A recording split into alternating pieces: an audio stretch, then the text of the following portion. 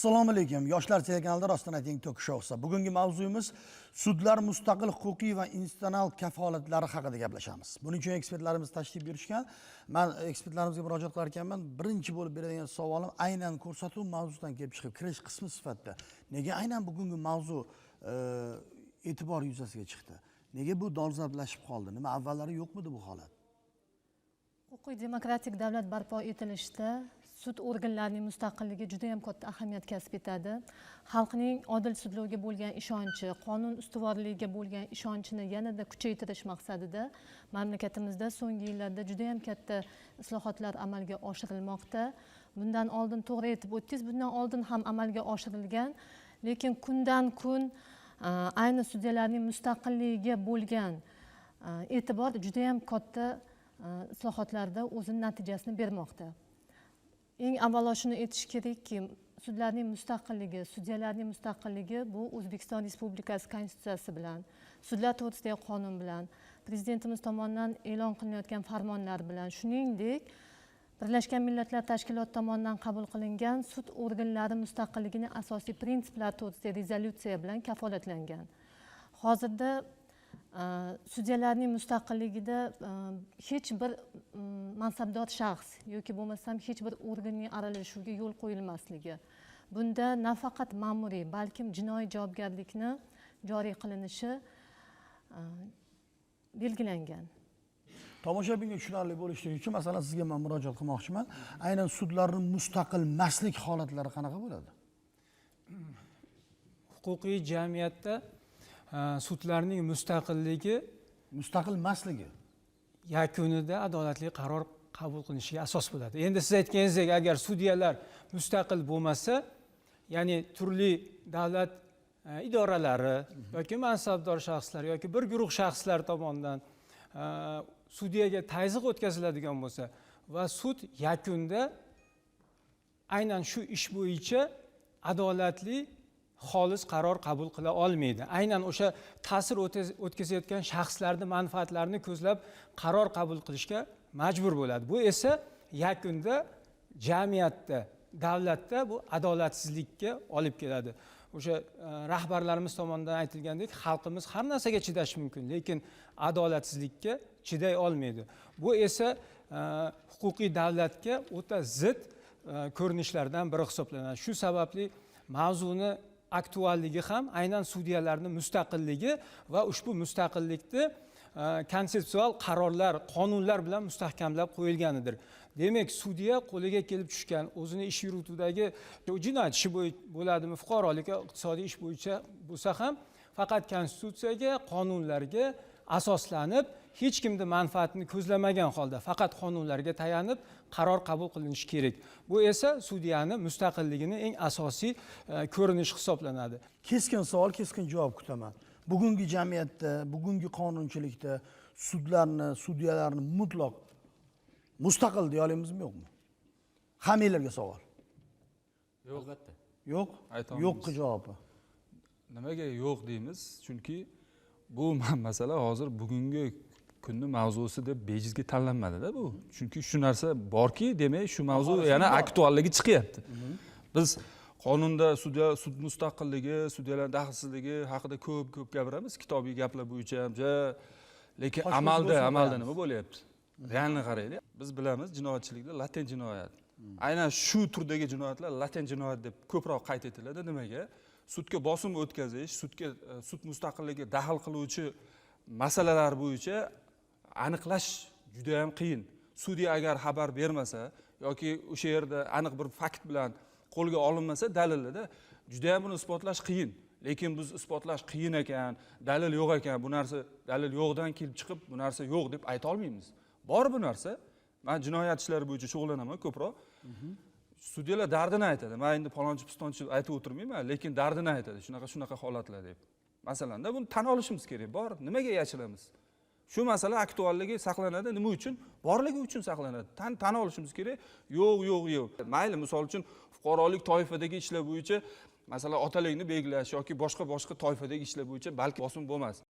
Lekin ayrim kategoriyadagi ishlar bor, masalanda mehnat munosabatlarida taraflar ish beruvchi tomonni shunaqa haligi kuchli tomonlar qaragan holatlarda misol uchun bosim bo'lmaydi deb ayta olasizmi? Yo'q, bosim bo'ladi. Tan olish kerak, bosim bor. Rahmat rost gapirga. Marhamat. Hurmatli advokatimizning fikrlari, har bir fikrni hurmat qilamiz, lekin har bir narsa qonun hujjati bilan isbotlanishi kerak. Ya'ni o'sha sudyaga bo'lgan bosimmi, qaysi hujjat bilan isbotlanishi, hukm bormi, qaror bormi?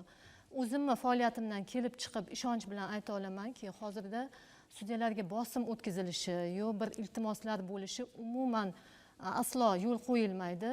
Bunda nafaqat o'sha shaxsning, ya'ni iltimos qiluvchi yo bosim o'tkazuvchi shaxsning, balkim sudyaning o'ziga ham juda ham qattiq javobgarlik belgilangan. Xo'p, sizni fikringizga men qo'shilaman. Men kimni tanqid qilmoqchi emasman, lekin bitta murojaat. Unda hurmatli sudyalar, ijtimoiy tarmoqda sizlar noxolisliklar haqida, ya'ni mana shu soha egalarini sizga demoqchi emasman.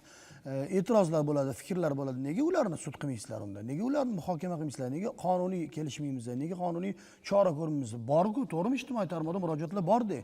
Mana shu yerda sudya noto'g'ri ish qildi deb fuqarolarning murojaat qilishida 10 tasi murojaat qilganmiz, 10 talasi ham yolg'on gapirgan deyapmiz. Demakki, qaysidir ma'noda bo'layotgandek avvalgiga nisbatan kuchsizroqdir, avvalgiga nisbatan kamroqdir, lekin mavjud demoqchilar. Siz qo'shilmaslikka haqqingiz bor. Siz qilayotgan faoliyatingizda yo'qdir, lekin bu bitta siz bilan sudyalarning hammasini o'lcha olmaymiz yoki bitta bilan fikr bilan hamma sudyalarni qorayam deya olmaymiz-da. Shuning uchun biz o'rtasini tanlashimiz kerak. Men keskin savol berdim, keskin javob berdim. Albatta bor dedilar. Bular ham o'zlarining fikrlari bor, hozir bilan ham eshitamiz. Demak, xolis va vijdonan javob berayotganlar uchun ko'rsatuvimiz avvalidanoq minnatdorchilik bildiraman. Marhamat to'ldiring. Endi mana biz iqtisodiy sudi sudyasiman-da. Iqtisodiy sudda ikkita taraf bo'ladi. Da'vogar, javobgar bo'ladi. Sudning yakuniy hal qiluv qaroridan albatta bir kishi norozi bo'ladi. Bir kishi. Ikkalasini ham foydasiga chiqarib bo'lmaydi qaror. Bir kishi norozi bo'ladi. Norozi bo'lgandan keyin uning nazarida, o'zining nazarida har xil boyagi aralashuv bo'ldi, noxolis bo'ldi, noqonuniy ko'rdi. Chunki uni zarariga chiqdi-da qaror. O'laveradi. Mana Abdumalik aka hozir taniymiz o'zlarini, bu kishi advokat, juda ham ana ko'p mijozlarning manfaatlarini himoya qiladilar. Bu kishining nazarida ham bo'lishi mumkin. Lekin sudya sifatida bitta qo'lingizda bitta delani olib, uni har tomonlama to'g'ri, qonuniy, adolat hal qilayotganingizda boshqacha bo'ladi u.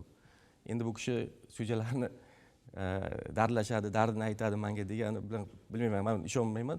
Bu gapga sudyalar hech qachon advokatga dardini aytmaydi ham, gaplashmaydi ham. Misol uchun men 3 yil bo'ldi sudya. Ishdan tashqari bo'lishi mumkin. Bosim bo'ldi deb aytmaydi hech kim. Hech qanaqa gap bo'lishi mumkin emas. 3 yil bo'ldi sudya bo'lganimga. Bir marta ham menga hattoki iltimos ham qilishmagan hech kim. Mana shu ishga yordam bering, qonuniy yordam bering deb ham aytishmagan hech kim. To'laqonli ayta olaman shu gapni. Qo'shimcha sifatida yana aytaman. Hozirda to'g'ri ijtimoiy tarmoqlarda juda ko'p ma'lumotlar tarqaladi sudlar to'g'risidagi, lekin ularning aksariyati haqqoniy. Juda ko'piga ishonish kerak emas deyman. Umuman boshqacha qilib xalqqa yetkazishadi. Shunda xalqda sudga nisbatan ishonchsizlik ko'payishiga olib keladi bu narsa. Qonun hammamizdan ustuvor. Sudyani faqat rahbari qonunga asoslangan holda ish ko'radi. Buni o'sha xalqimizga yetkazishimiz kerak-da. Yaldagi savollarimizga o'tishdan avval bizda lavha bor, undan keyin davom ettiramiz. Marhamat. Sudyalar aholining huquqlarini himoya qilishda qanchalik muhim? Sudlar ahamiyati katta deb o'ylayman. Sababi har bir davlatda qonun ustuvorligi bo'lmasa, sud hokimiyatlari agar aholi manfaatini ko'zlab qaror chiqarmasa, hukumatga aholining umuman ishonchi qolmaydi. Albatta muhim, qonunsiz yashashda o'zi bir qiyin narsa. Sudlar ancha ahamiyatga ega, insonlarni huquqlarini himoya qilib beradi, imtiyozlar yaratib beradi. Sudya mustaqil bo'lishi kerakmi va nima uchun? Mustaqil bo'lishi kerak. Chunki qaror chiqarish har kim aholining erkinligiga bog'liq. Qachonki muhim bo'ladi agar uni dunyoqarashi qiyin bo'lsa. Agar dunyoqarash jihatidan yetarlicha bilimi bo'lmasa, menimcha uni ham nazorat qiladigan organlar bo'lgan ma'qul deb o'ylayman. Sudya mustaqil bo'lishi, chunki kimdir bosim ostida hech kim ishlay olmaydi. Shuning uchun sudyalar mustaqil bo'lishi kerak. Sudya mustaqilligi juda muhim. Nimaga deganda baribir davlat tashkilotidagi yuqori lavozimda ishlaydigan odamlar sudyalarga ta'sir o'tkazmasligi kerak. sud ishiga boshqa odamlarning aralashishi qanchalik to'g'ri? Adolat tarafdoriman. Sud ishiga boshqa odamlar aralashganda ham aynan nima maqsadligiga bog'liqda. Agarda ular ham sudyaga yordam berish maqsadida bo'ladigan bo'lsa, yaxshi. Agarda bu aralashuv bilan sudyaning ishini qiyinlashtiradigan, unga qarshi ishlar bo'ladigan bo'lsa, lekin bunda aralashmagani ma'qul deb o'ylayman. agar manfaatdor kishi qatnashsa bo'lmaydi. Yo'q, qarshiman.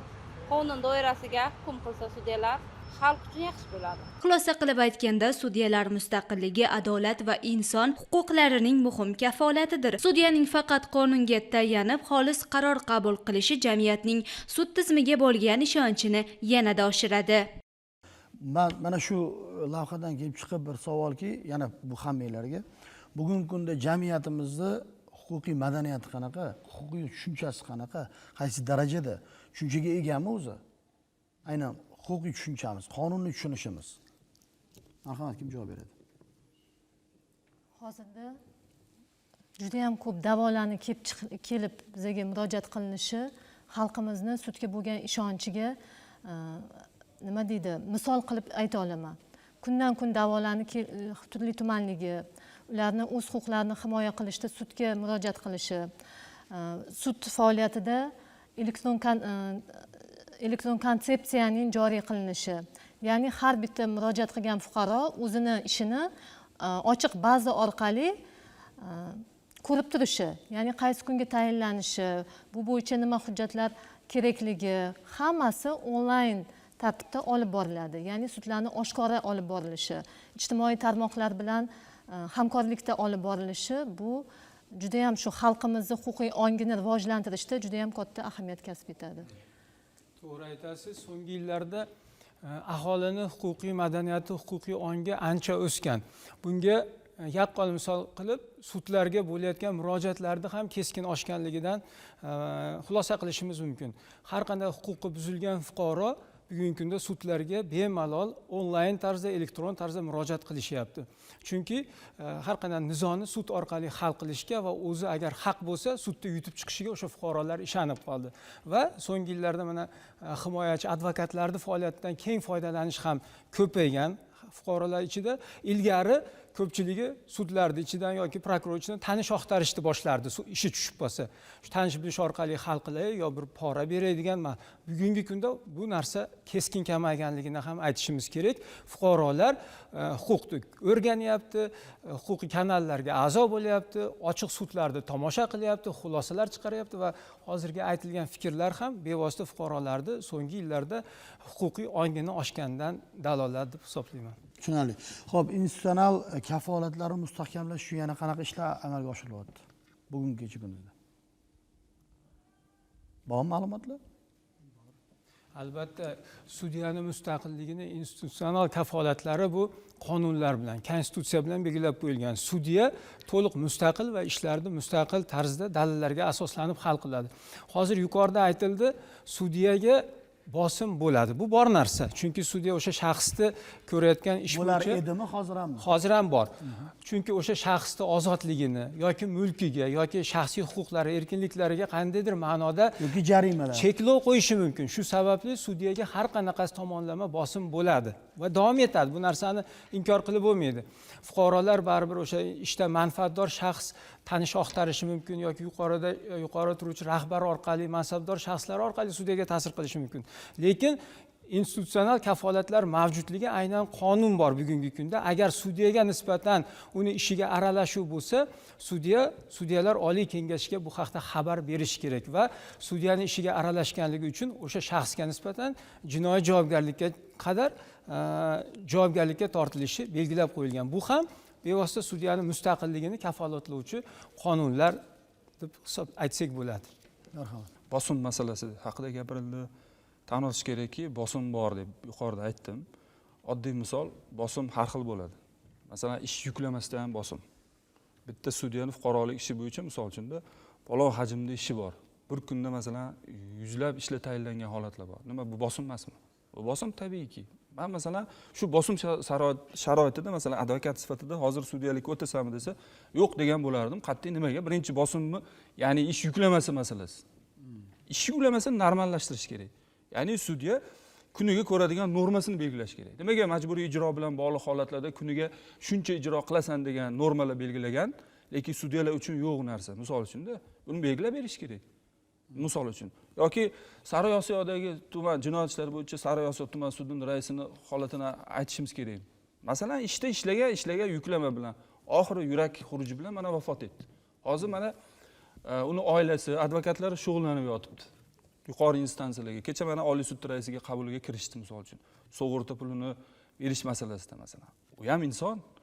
Misol yuklamasiga ham e'tibor beraylik. Buni bosim deymiz biz. Albatta bir ishda bunday qaror chiqar deb yuqoridagi telefon huquqi, ya'ni qo'ng'iroq yoki kimdir orqali o'zini raisi orqali aytish emas, misol olganda-da, u ish yuklamasi. Albatta, ish yuklamasini o'zi sudyani bosim sharoitida. Ya'ni inson charchagandan keyin adolat qarorlarning sifatiga tabiiyki ta'sir qiladi u narsa. O'sha ilm deyapmiz, ilm, qonun har bittasini tafakkur bilan qaror chiqarish masalalari bor. To'g'ri, yuqorida aytildi, misol uchun yuqori instansiyalar sud tomonidan qarorlarning o'zgarishi, to'g'ri, ma'lum bir foiz hisobida umumiy olganda kamdir misol uchun. Lekin borda hali ham. Endi kafolatlari masalasida aytadigan bo'lsak, hali ham sudyalarning daxlsizligi bilan bog'liq qonunchilikda normalar qayta ko'rib chiqilgani yo'q. 2025-yilda prezidentimiz farmon imzoladi. Aynan shu farmonda ko'rsatildi, sudyalarning javobgarligi bilan bog'liq masalada xalqaro standartlar bo'yicha qayta ko'rib chiqilsin dedi. Haligacha bu qonun ko'rmadik, loyihasini ham o'qimadik. 231-modda bor. Adolatsiz hal qiluv qarori, hukm, qaror chiqarish degan modda. Har qanday sudyani bu modda bilan jinoyat javobgarligiga tortilishi mumkin, adolatsiz qaror, hal qiluv qarori yoki hukm chiqqan bo'lsa. Misol olganda, ya'ni sudya mana shu modda bilan jinoiy ta'qibga uchrashi tabiiy, buni ko'rish kerak xalqaro standartlar bo'yicha. Haligacha ko'rilmadi. Yoki bitta misol olganda sudyani olaylik. U sudyani unga nisbatan qo'zg'atilgan jinoyat ishi bo'yicha sudlovlik Oliy sudda o'zini ish yurituvida ko'rilishi kerak sudyaga nisbatan. Lekin hozir amaliyotda bu qonun talabi buzilyapti. Bundan tashqari sudyaga nisbatan jinoyat ishi qo'zg'atilishi va tergov qilinishi haligacha o'sha bosh prokuraturaning o'zi qilish kerak. Qonun talabimiz bo'yicha ko'rib chiqadigan bo'lsa, bunaqa normalar yo'q. Ya'ni sudyaning daxlsizligiga oid normalar unga nisbatan, chunki maxsus subyekt sudyada, misol uchun oddiy tuman sudining sudyasiga nisbatan tuman prokuraturasini tergovchisi tergov qila oladi. Tasavvur qilyapsizmi? Yoki tuman sudining raisiga nisbatan viloyat prokuraturasini yoki Toshkent shahar prokuraturasining tergovchisi tergov qila oladi. Tasavvur qilyapsizmi? Buni biz tergov qilinish jarayoni, umuman unga ta'qib olib borilish jarayoni masalalarini ham ko'rib chiqilishi kerak. Demoqchimanki, daxlsizligi bilan bog'liq qonunchiligini ko'rib chiqish, qonunchiligida bo'shliqligini, mustaqilligi bilan bog'liq. Amaliyot endi o'z yo'liga. Amaliyotda, masalan, hozir mana shu yerda hurmatli sudyalarimiz, oddiy misol, amaliyotlarda aralashuv bo'lmagan. Xo'p, biror marta aralashuv bo'lmagan ekan. Gap bo'lishi mumkin. Agar aralashuv bir marta bo'lgan bo'lsa, kengashga murojaat qilishganmi? Misol uchun-da, kengashga murojaat qilishdan qo'rqish holatlari bor. Yuqorida aytib o'tdilar, dardini aytmaydi advokatlarga. Nimaga aytmaydi? Biz hamkasblarimiz ko'p, kursdoshlarimiz bor, tanishlarimiz bor, bilishlarimiz bor. O'tiramiz, u yerda uchrashamiz, bu yerda uchrashamiz.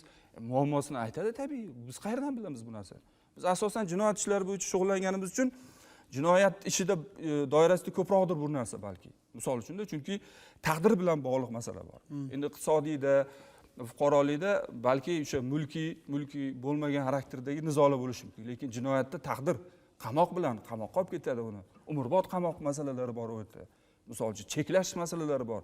Jiddiy huquqlari cheklanadi u yerda. Huquqlari doimiy nazorat ostida bo'ladigan shunaqa jazo choralari bor. Shuning uchun biz faqat iqtisodiy sudda yoki fuqarolik sudida nizoda ikkita taraf bor deb faqat shu ikkita taraf bor degan vaj bilan biz cheklanib qolmasligimiz kerak. Faqat shu vajni bittasi taraf norozi bo'ladi deb. Iqtisodiy sudda ham qatnashamiz. Iqtisodiy sudda ham qatnashamiz. U yerda mana so'rov o'tkazaylik, bir anonim bir so'rov o'tkazaylik, qanaqa ko'rilyapti deb. Advokatlar orasida, sudyalar orasida misol uchun-da o'zining natijasini ko'rsatadi. Men hali oxirgi paytlarda shu so'rovlar o'tkazilganligi, sudyalarning mustaqilligi, daxlsizligi bilan bog'liq va so'rov o'tkazib xalq, jamoatchilik tomonidan yoki shu huquqshunoslar o'rtasida va ommaga e'lon qilinganligi to'g'risidagi holatlarda ko'rmayapmiz-da. Tushunarli. Bu aytilayotgan fikrlar to'g'ri tushuninglar bir-birlarini ham, tomoshabinlarga ham murojaatimiz. Shaxsiyatga e'tirozi yo'q, bu sohaga qilinayotgan fikrlar va hozirgi bitta gap. Xo'p. Bilan gaplariga sudya borki, u ma'muriy sud sudyasimi, fuqarolik ishlari bo'yicha sud sudyasimi, jinoyat ishi bo'yicha sud sudyasimi, u sudya. Ya'ni insonlarning huquqini himoya qiluvchi shaxs bo'lishi kerak.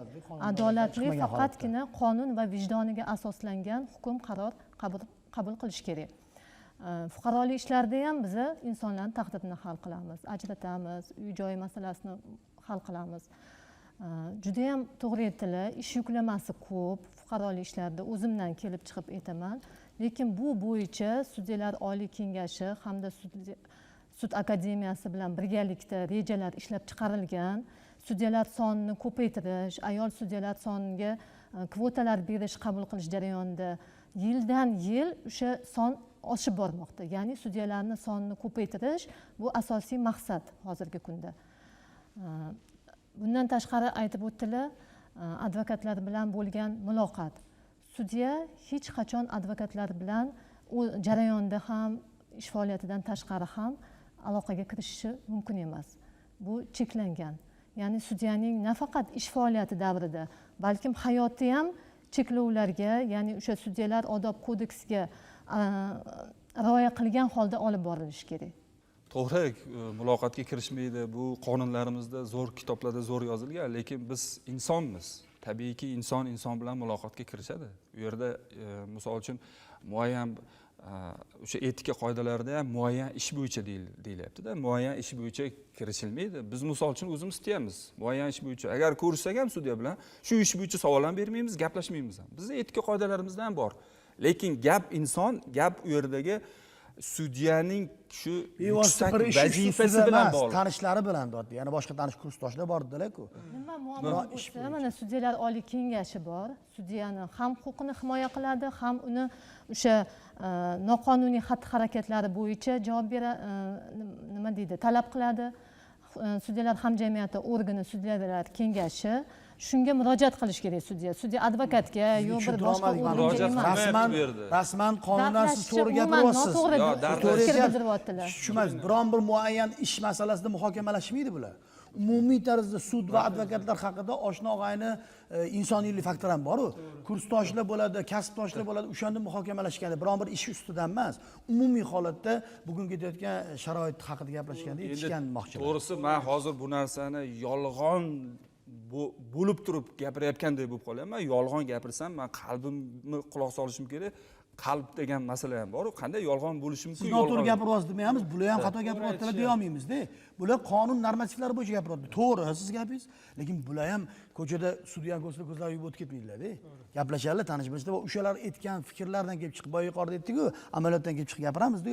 Amaliyotdagi narsani aytib beryapti. Endi hozir tabiiyki fuqarolik bo'yicha ishlar keladi. Masalan, agar jinoyat ishi bo'yicha, jinoyat ishlari bo'yicha balki bir oy yoki 2 oy shug'ullanib ko'rsalar, buni his qiladilar masalanda. Jinoyat ishlari bo'yicha juda ham og'ir. Ixtiyoriy majburiy holatlar bor. Misol uchun juda og'ir. Yaxshi, bu bo'yicha to'g'ri aytishyapti. Ish yuklamasi ko'pligi bor narsa. Bundan ko'z yummaslik kerak. Sudyalarda haqiqatda ish hajmi yuqori. Har bitta sudyani o'sha sud bazasi bo'yicha ko'rib chiqadigan bo'lsak ham ish yuklamasi ko'pligini ko'rish mumkin. Buni yashirish kerak emas, lekin bu bitta bizda emas.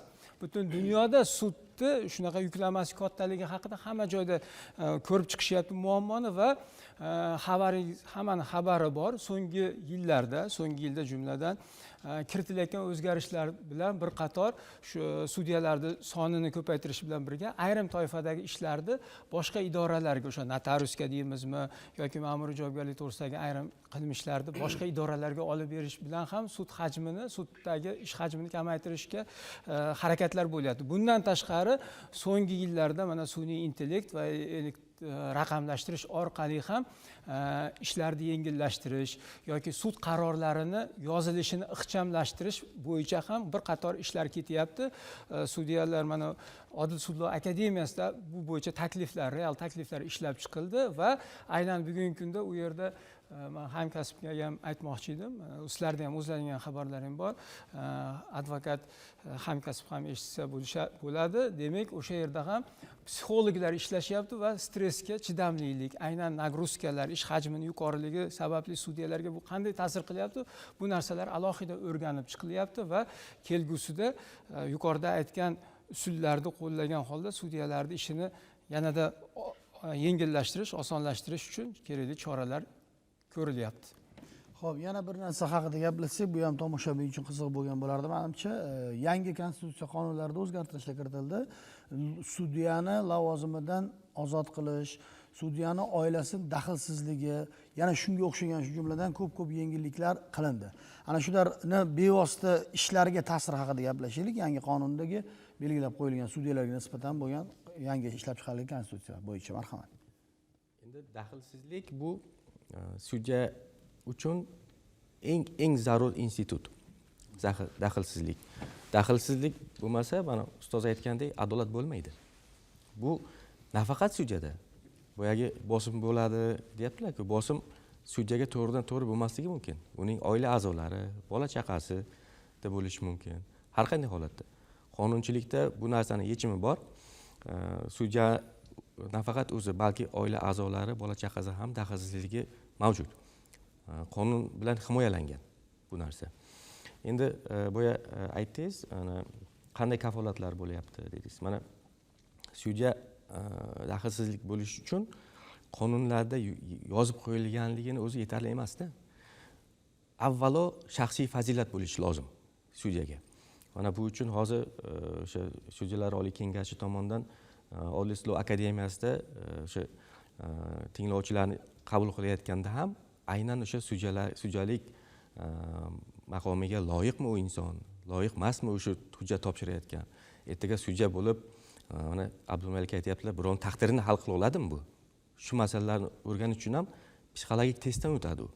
Psixologik test natijalariga ko'ra uni shaxsiy fazilatlari bilan birgalikda boyagi daxlsizlik, korrupsiyaga moyilligi ham tekshiriladi. O'sha mana shu holatlarda ham inobatga olish zarur. Sudyaga eng kerakli bo'lgan xislatlardan biri bu daxlsizlik. Yangi qonun bo'yicha, yangi konstitutsiya yangilanishi bo'yicha o'zgartirishlardan keyin avval nima yo'q narsalar bugun mavjud. Avval yo'q edi. Daxlsizligi, ya'ni sudyaning va uni oila a'zolarining daxlsizligi yangi konstitutsiyada yana ham mustahkamlandi hamda mustaqilligi. Hech bir organ, mansabdor shaxsni aralashmasligi yana ham belgilanib berildi. Shu yengillik hozir moddiy texnik bazasini ham mustahkamlangani va sudyalar to'liq davlat byudjetidan ta'minlanishi ham belgilab berildi. Bu ham odil sudlovni amalga oshirishda sudyani mustaqilligini kafolatlovchi normalardan bo'ldi. Bundan tashqari sudyani vakolatlari aniq qonunlarda belgilab qo'yilgan. Vakolatlarni sudyalikni muddatdan oldin tugatish ham belgilangan tartibda faqat qonunlarga muvofiq amalga oshiriladi. U sudyani qabul qilgan qaroridan yoki o'sha ishdagi ish ko'rishi bo'yicha sudyani ishdan bo'shatish mumkin emas. Faqat agar sudya haqiqatda shunga loyiq bir intizomiy javobgarlikka tortiladigan bo'lsa, qasddan qandaydir g'ayrihuquqiy harakatlar sodir etgan bo'lsagina Sudyalar Oliy Kengashining tegishli tekshiruviga asosan, xulosasiga asosan ozod qilinadi. U chiqargan qarori kimgadir yoqmagani yoki noto'g'ri qaror qabul qilganligi sababli sudyalarda ishdan olinishi mumkin emas va bu ham ishni ko'radigan sudyani shu ishni ko'rishda mustaqilligi, bemalol o'sha qonunlarni qo'llagan holda mustaqil qaror qabul qilishini kafolatlaydi. Sudlar va sudyalarni mustaqilligi haqida gaplashyapmiz. Aynan jabrlanuvchi yoki bo'lmasa murojaatchi tomonidan mana bu sudyaning ish ko'rish uslubi menga ma'qul emas, men o'zgartira olishim mumkinmi? Ya'ni shunday tanlov ham bormi? Yo'q, hozirda unaqa tanlov yo'q. Avvallari bo'lardi. Avvallari rais tomonidan qaysi sudyaga qaysi ish tushirilishi taqsimlangan. Hozir lekin elektron sud konsepsiyasi joriy qilingan. Agar u elektron murojaat qilmagan bo'lsa-chi?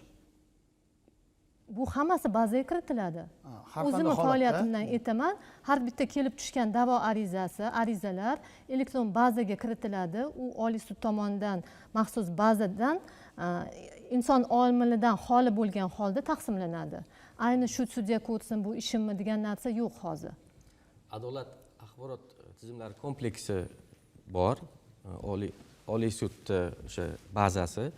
Bu yerda shu avtomatik taqsimot. Mana da'vo bergandan keyin taraf keladi, sudga da'vo bergandan keyin da'voda o'sha devonxona tomonidan kiritiladi-da, boyagi o'sha taqsimot degan tugmasini bossa, bazani o'zi sudyani ijrochi o'sha ishni ko'radigan sudyani avtomatik belgilab beradi. u juda ko'p omillarni inobatga oladi. Mana o'sha tajribasini, ana ish yuklamasini inobatga oladi. Juda ko'p holatlarni inobatga olib, avtomatik belgilab beradi. Endi boyagi siz aytyapsiz, ana bu sudyaning menga ish ko'rishi yoqmaydi. Men boshqasini sudya meni ishimni ko'rsin deydi. Bu tanlov qilish imkoniyati bormi yo'q? Yo'q, tanlov emas, lekin iqtisodiy protsessual kodeksda bu narsa o'sha bor, o'sha yechim emas bu. Endi raddiya berish mumkin sudyaga. Raddiya berish mumkin. Raddiya berganda ham uni o'sha raddiyasi asoslovchi holatlar bo'lsagina sud raisi tomonidan qanoatlantirilishi mumkin va boshqa sudyaga olib berilishi mumkin. Asos o'z isbotini topsa raddiyasi. Lekin uni ish ko'rish uslubi menga yoqmaydi degani bilan sudyani o'zgartirib bo'lmaydi. Boshqa sudyaga o'tkazib bo'lmaydi. Noxolislik qilayotganini sezib qolib ham e'tiroz ham qila olmaydi. Demak, fuqaroda davlat tomonidan belgilab bergan suddan boshqa sudya tanlash huquqi yo'q. Ruxsat bersanglar, fuqarolik va siyosiy paktlar to'g'risidagi xalqaro normasi bor. Bu O'zbekiston buni ratifikatsiya qilgan. Buni har bir moddasini, majburiyat sifatida bajarish kerak. Shu 14-moddasi bor. Ya'ni sudga ish tushayotgan har bir inson vakolatli, xolis va mustaqil sud himoyasida huquqi borda. Ya'ni adolatli sud sharoitida sud qilishga bo'lgan huquq borda. Qilinishligiga. Ya'ni demoqchimanki, bu yerda qarindoshlik bilan bog'liq holatlarda raddiya masalasi bor qonunchilikda va xolislik aytdingiz. Xolislik masalasida. Lekin xolislik masalasida hozir qonunchilikda bo'shliq bor. Tasavvur qiling, men tuman sudida bir sud raisligini etuvchi sudyaga xolis emasligini bildim. Sud tergov jarayonida va unga xolis emasligini asos qilib, beg'arazligiga asosli shubhalar bor deb asoslarni keltirib, aynan unga murojaat qilaman. Tasavvur qilyapsizmi? Siz xolis emassiz, bu ishni ko'rmang deyishligim qancha to'g'ri bo'ladi? Men xolis emasman deb o'ziga o'zi raddiya berib ajrim chiqaradim sudga. Qonunchilikda bo'shliqni ko'ryapsizmi? U yerda xalqaro normasida sal boshqacharoq. Lekin asoslab bergan holatimda u sudya ko'rmaslik kerak qoida bo'yicha-da. Lekin mana shu normasi bo'shliq va haqiqatan ham fuqarolarimiz e'tirozlariga, haqli e'tirozlariga ham sabab bo'ladi. Yuqori instansiyada men aynan shu holat bo'yicha murojaat qilishingiz mumkin yoki sudyaning xatti-harakati bo'yicha malaka yoki sudyalar oliy kengashiga murojaat qilishingiz mumkin degan arizalarga tushuntirishlar bo'lishi mumkin. Albatta qonunchilikda bo'shliq masalasini aytayman. Domla, mana shu bo'shlig'ini borligi haqida bilmaydimi? Bizning institutlarimiz bu narsa bo'yicha bor-ku, to'g'rimi? Albatta, to'g'ri aytishdi. Protsessual kodekslarda sudya o'z-o'zini rad qilishi yoki boshqa shaxslar tomonidan rad qilish huquqi bor. Agar shu ishdan qarindosh bo'lsa yoki shu ishni ilgari ko'rilgan bo'lsa, qatnashgan bo'lsa yoki bo'lsa ishdan manfaatdor bo'lsa. Lekin hurmatli ekspertimiz aytganidek, xalqaro shartnomalarda ko'rsatilgan bu holat bizda qonunlarda mustahkamlangan. Ya'ni manfaatlar to'qnashuvi to'g'risidagi qonun qabul qilingan 2024-yilda va ushbu qonun bevosita sud idoralariga ham taalluqli. Agar sudya shu ishdan sudyaning xolisligiga qandaydir rahna soluvchi, shubha ostiga qo'yuvchi holatlar bo'ladigan bo'lsa, sudya ushbu qonun vakolatlaridan foydalangan holda ushbu ishni ko'rishdan o'zini ozod qilish haqida rahbarga, yuqori turuvchi sudga bildirgi bilan murojaat etishi mumkin. Agar haqiqatan ham shu sudga nisbatan sudyaning o'zida shu ishni ko'rishga qandaydir xolisligiga qandaydir gumonlar, shubhalar bo'ladigan bo'lsa, boshqa holatda agar sudya shu ishda o'zi mustaqil qonunlarga asosan ko'rib chiqa olaman deydigan bo'lsa, muammo yo'q, bemalol ko'rib chiqadi. Endi ishda misol uchun prokurori davlat ayblovchisi beradigan savollarni beryapti sudya. Ikkita prokuror deymizmi ishda?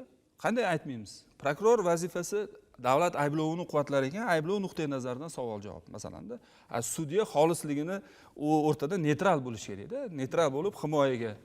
Alohida davlat ayblov tomonga, ya'ni ayblovchiga ham himoyaga ham yonboshish kerak emas. Tortishuv prinsipi teng. Lekin bunaqa holatda shunaqa bir necha holatlar kuzatganmiz, misol uchun-da.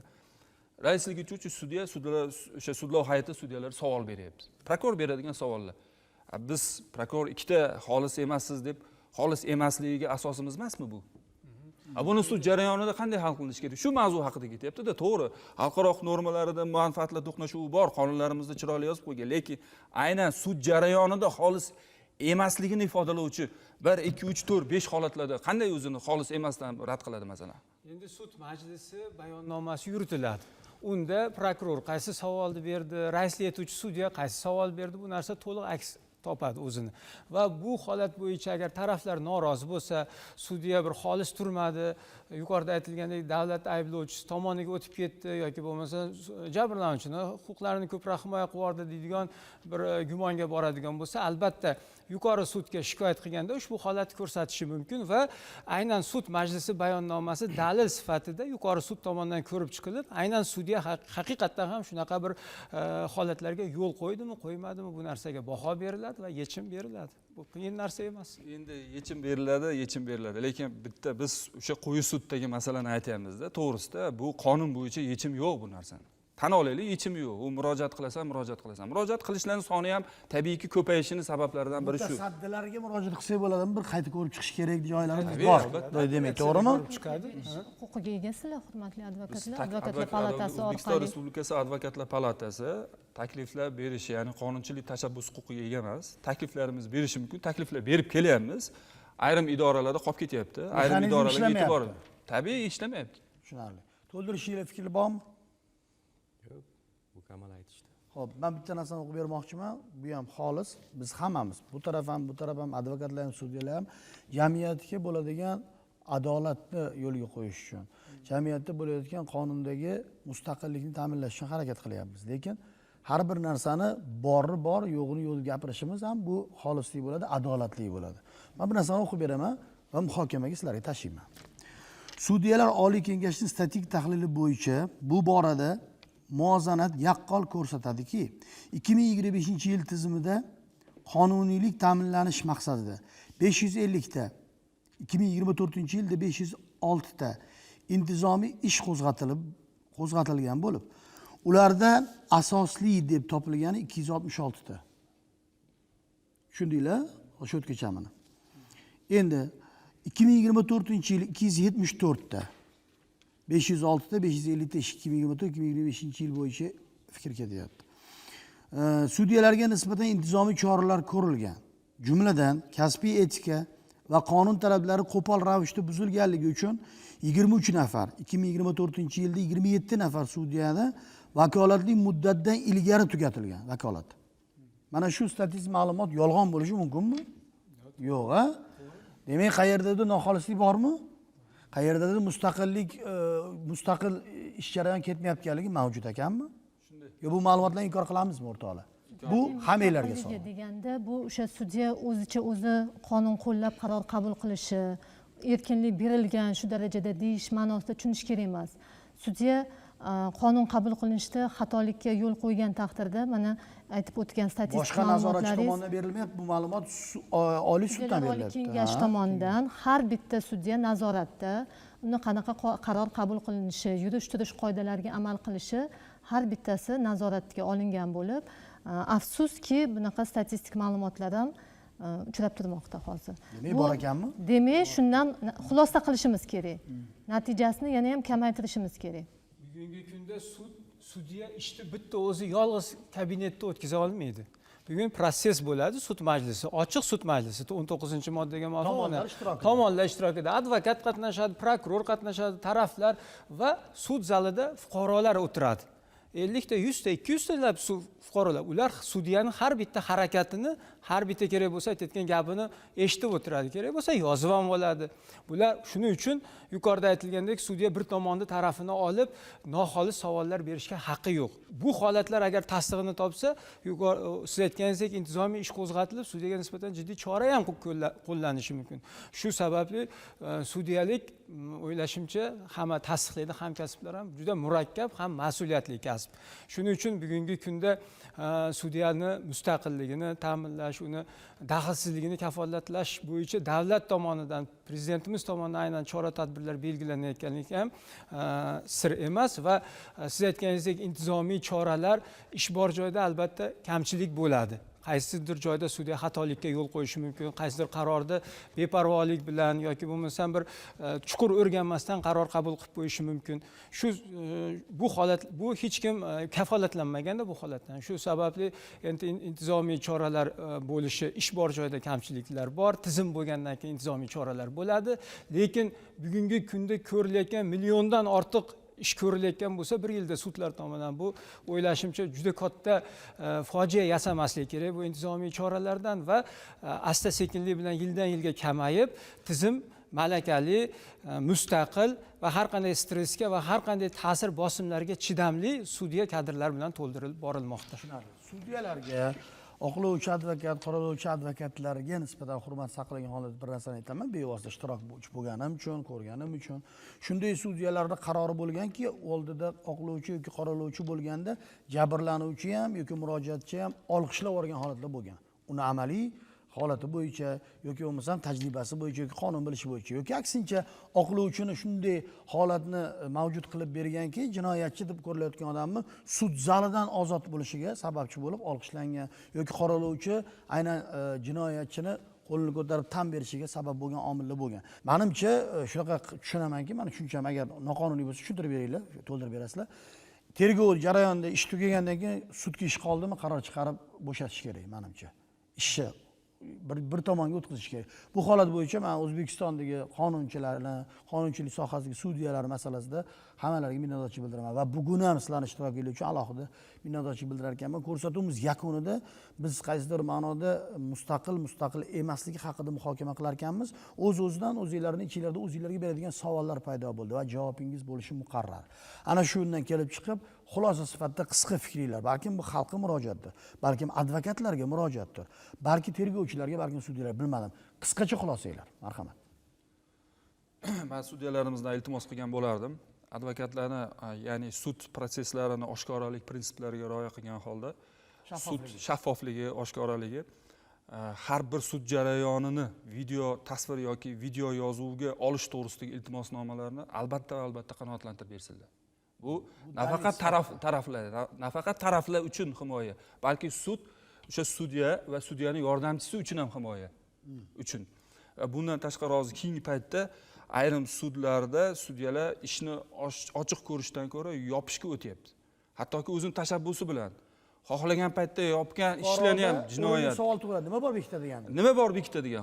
Bu yuqorida aytdim, audio yozuv. Agar sud prosesini o'tkazishga tayyor bo'lsangiz, o'sha risoladagidek o'tkazishni xohlaydigan bo'lsangiz, nimaga qonuniy o'tkazishni xohlasangiz, nimaga iltimosnomani rad qilasiz? Sabab nima? Ya sud majlisi kotibi yozib olyapti. Biz shaffof, aniq sudda A dedi A yozilishi kerak, B dedi B yozilishi kerak. Ko'p shu sud majlisi bayonnomasiga juda ko'p e'tiroz bildiryapmiz. Men shuni so'ragan bo'lardim. Keyin advokatlarning iltimosnomalarini, oxiridagi himoya nutqlarini agar qo'shililmasa, bu yerda tabiiyki madaniyatli tarzda himoya fikrga qo'shilmadimi sudya? Albatta o'sha ajrimda quyidagi asoslarga ko'ra qo'shilmaydi deb asoslantirgan holda yozib berishni xohlagan bo'lardik. Tabiiyki o'sha asoslantirilgan, ya'ni motiv qismini rahmat xohlagan bo'lardik. Biz shuni xohlaymiz. Nimaga? Himoya ostidagi shaxslar. Keyingisi hukm o'qilar ekan, sud qarorini e'lon qilar ekan, sud jarayonida taraflarga, shu proses ishtirokchilariga sodda va lo'nda qilib tushuntirishni tushuntiraylik. Shunaqa ishlar bo'ldi. Biz advokat tili bilan tushuntirdik, menga shu paytgacha hech kim tushuntirmadi. Men endi yozmayman, sud qarori bilan kelishdim degan holatlar ko'p. Misol uchun-da. Shuning uchun sodda va lo'nda qilib, sekin shoshmasdan xalqchil tilda shuni tushuntiraylik. Bu juda katta narsa. Sud qarorining noroziligini ham oldini olishga, murojaatchiga. Tabiiyki, sud jarayonida hammani oldida, prokuror bor u yerda, protsess ishtirokchilari bor, hammani oldida. Sudyaning mustaqilligi bu bir kunda bo'ladigan narsa emas. Bu yillar davomida shakllanib, nafaqat qonunlar, balki aynan sudyalarda o'zi ham bunga tayyor bo'lishi kerak.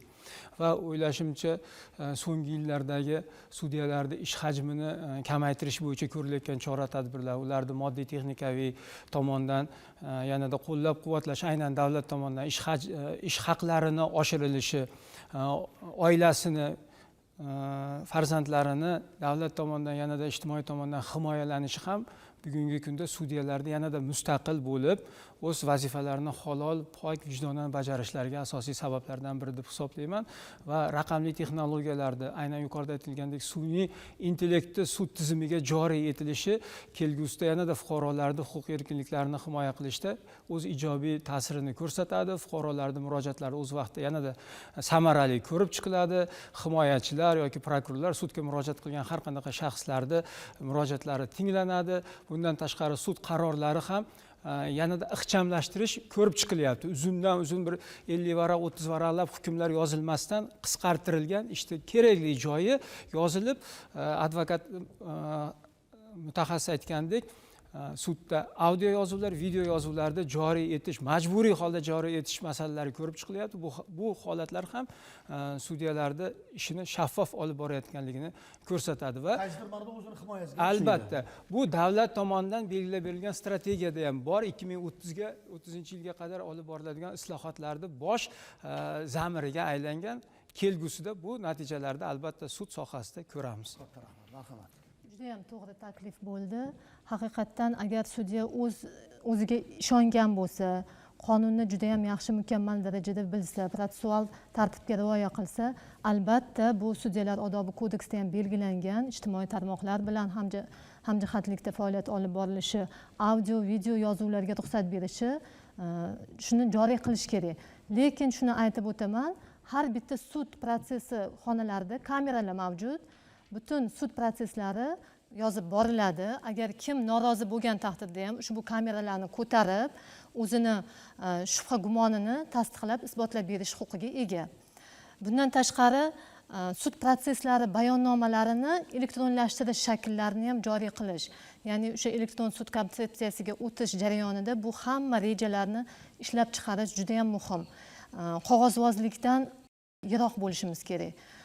Har bitta kelib tushgan ish elektron tarzda olib borilishi va proseslarning davom etib qaror qabul qilingunga qadar hamma narsa elektronlashtirilishini amalga qo'yishimiz kerak. Rahmat. Daxlsizlik mana bugungi mavzuimiz qonunchilikda bor. Yani juda ham chiroyli qilib yozib qo'yilgan mexanizmni faqat rivojlantirish kerak. Mexanizmni rivojlantirish bu jamoatchilik nazorati bilan bo'ladi.